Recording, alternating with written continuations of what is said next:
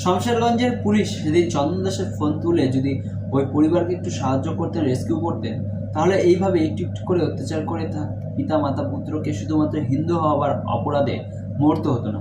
তাই শমশেরগঞ্জের পুলিশ পার্সোনালের প্রতি আমার কোনো শ্রদ্ধা বা ভক্তি নেই।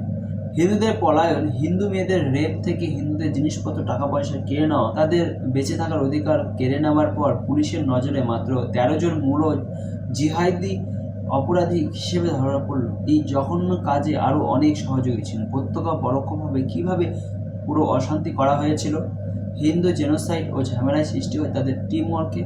কারা মিটিং করে, কাদের উস্কানি দেওয়া হয় যে শুধুমাত্র হিন্দু নিধনের অত্যাচার, কাদের ফোন পে পুলিশ ইনঅ্যাক্টিভ থাকে, পুরো বর্বরতা হতে দেন, সব কিছুই তদন্তে প্রকাশ হওয়া উচিত ছিল। শুধু তাই নয়, এই এলাকায় ডিএসপি থেকে পুলিশ সুপারকেই সাসপেন্ড করা উচিত ছিল। তাদের নৈতিক আর প্রশাসনিক দায়িত্ব কী ছিল?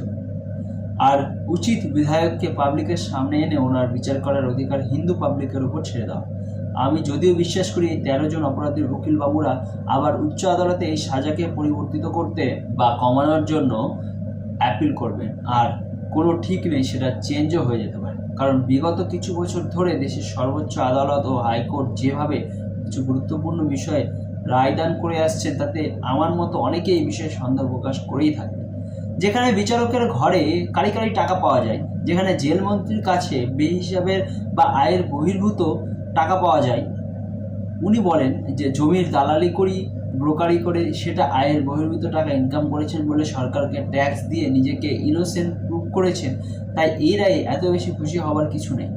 এইসবই আইওয়াস হিন্দু ভোট পাওয়ার আছিলায় মেতেছেন মাননীয়। কারণ ইতিমধ্যে মুর্শিদাবাদে হরগোবিন্দ দাস চন্দন দাস হত্যা মামলার নিম্ন আদালতের রায়কে চ্যালেঞ্জ জানিয়ে উচ্চ আদালতে আইনজীবী উমর ফারুক গাজী, তাই এই 13 জন মুসলিম জিহাদি আর হরগোবিন্দ দাসের হত্যাকারীদের একমাত্র সাজা ফাঁসি হওয়া উচিত। ওদের ভবিষ্যতে কোনো রকম মুক্তি পাওয়ার কোনো রকম সুযোগই দেওয়া উচিত নয় আদালতে।